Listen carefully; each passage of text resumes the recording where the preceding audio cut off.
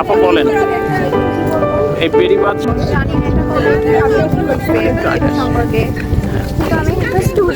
আপনি কোথায় পড়াশোনা করেন? এইখানে আপনার ইউনিভার্সিটির পিছনেই তো এই বেড়িবাঁধটি। এটি এনায়েতপুর থানা অঞ্চলের মধ্যে। এখানে এই এনায়েতপুর থানা অঞ্চল এবং পার্শ্ববর্তী উপজেলা বা জেলার বাইরে থেকেও বিভিন্ন দর্শনার্থী এই বেড়িবাঁধ দর্শন করার জন্য আসেন। এবং আপনার এখানে যারা মেডিকেল কলেজের স্টুডেন্ট আছেন, ইভেন ইউনিভার্সিটির স্টুডেন্ট আছেন, তারা তো আসেনি। ইভেন দেশের বাইরে থেকেও বিভিন্ন দেশ থেকে এখানে মেডিকেল কলেজের বেশ কিছু স্টুডেন্ট রয়েছে, তারাও হয়তো এই বেড়িবাঁধ দর্শনের জন্য আসেন। অবশ্যই আসবে। ধন্যবাদ আপা আপনাকে। আপনি কি আরও কিছু বলবেন এই বেড়িবাঁধ সম্পর্কে? এখানে যারা লোকাল তারা ভালোভাবে এটা আরো বলতে পারবে। আমি যত স্টুডেন্ট সবসময় তারা আসা হয় না, আজকে ফ্রি টাইম ছিল সেই জন্য ঘুরতে আসছি, কিন্তু এটা আসলে ভালো লাগে আসলে। নদী, এখানে বাঁধ আছে, সবাই আসলে। ধন্যবাদ আপনাকে। Hello friends, welcome to Beribandh, Enayetpur, Sirajganj, Bangladesh, and welcome to my channel. এনায়েতপুরের বেড়িবাঁধ সম্পর্কে বলুন। নর্মালি তো আমি এখানকার স্টুডেন্ট খাজা মিসালির, তো আমি এখন আমাদের ক্লাস নাই, অফ টাইম, তো এখানে একটু ঘুরতে আসলাম বান্ধবীদের সাথে। এসে ভালোই লাগলো, এরকম ঠান্ডা পরিবেশ, আবহাওয়া, রোদ থাকলেও বাতাস আসছে, নদীর ধারে আসতে সবারই ভালো লাগে।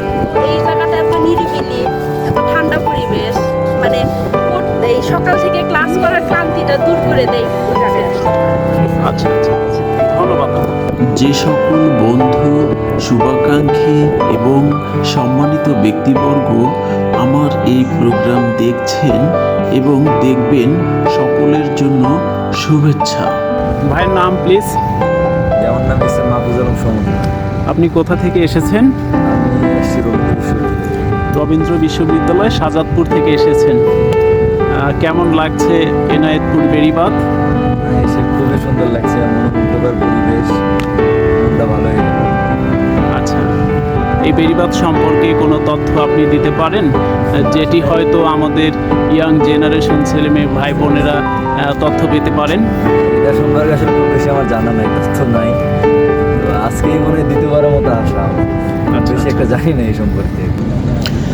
ধারণা করা হচ্ছে এই বেড়িবাঁধটি দুইটি উদ্দেশ্যে এখানে স্থাপন করা হয়েছে। ভাইদের নাম? আমার নাম কাউসার। আপনারা এই বেড়িবাঁধে বেড়াতে এসেছেন? আমরা আসলে হাসপাতালে এসেছি তো, রোগী নিয়ে আসছেন? না না, আমরাই দেখাই এখানে আর কি। ও, পাশাপাশি বেড়িবাঁধও দেখে গেলেন? হ্যাঁ হ্যাঁ, এখানে আসলে সময়টা ভালো কাটে। তো ওই যমুনা বাঁধের এই বেড়িবাঁধ কেমন লাগে আপনাদের? অনেক সুন্দর, দেখার মতো অনেক জিনিস আছে, অনেক দেখা যায়। অনেক দর্শনার্থীরা এখানে আসেন? হ্যাঁ আসে। আপনারা কোথা থেকে এসেছেন? উল্লাপাড়া থেকে এসেছেন। এখানে তো বিভিন্ন উপজেলা থেকে বা জেলার বাইরে থেকে, দেশের বিভিন্ন প্রান্ত থেকে দর্শনার্থীরা এই বেড়িবাঁধ দর্শন করতে আসেন, তাই না? হ্যাঁ আসে। এনায়েতপুর একটি ঐতিহ্যবাহী যমুনা তীরবর্তী থানা। ধন্যবাদ আপনাদের। এই বেড়িবাঁধের দক্ষিণাংশে মেডিকেল কলেজ ও বিশ্ববিদ্যালয়। আমাদের এই বেড়িবাঁধটা হচ্ছেন সিরাজগঞ্জ জেলা ইনায়েতপুর থানা, খাজা ইউনুস আলী মেডিকেলের দক্ষিণ পাশে, পূর্ব পাশে। পূর্ব পাশে এটা এখানে খাজা ইউনুস আলী মেডিকেলে যারাই আসে, অন্তত আমাদের এই বেড়িবাঁধে এখানে এসে বেরিয়ে যায়। ধারণা করা হচ্ছে এই মেডিকেল কলেজ, হাসপাতাল ও বিশ্ববিদ্যালয় এবং দক্ষিণাংশে অবস্থিত আরও সকল স্থাপনা এবং জনবসতি রক্ষার্থে এই বেড়িবাঁধটি নির্মাণ করা হয়েছে। এছাড়াও আরও একটি কারণ রয়েছে। প্রতিদিন দর্শনার্থী আসে এবং ছুটির দিনগুলোতে বেশি আসে, নাকি বলেন?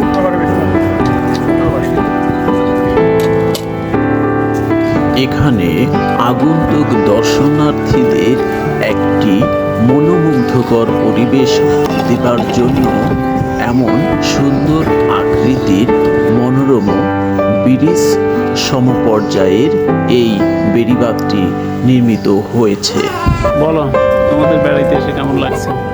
আমাদের বেড়াতে এসে অনেক ভালো এটুক সাক্ষাৎকার হলো।